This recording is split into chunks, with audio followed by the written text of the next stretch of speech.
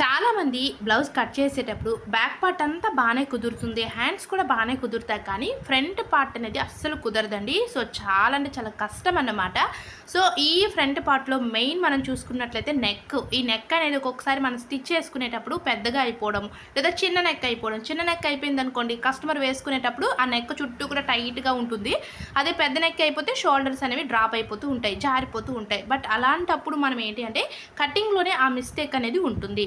So first మనము మీరు ఆది బ్లౌజ్తోనైనా చూసుకోవచ్చు, లేదు అంటే ఆది బ్లౌజ్ లేనప్పుడు, లేదా ఆది బ్లౌజ్తో చూసుకున్నా మాకు మిస్టేక్ వస్తుందక్క, రాంగ్ వస్తుందక్క అనేటప్పుడు ఈ చిన్న టిప్ ఫాలో అయ్యి చూడండి.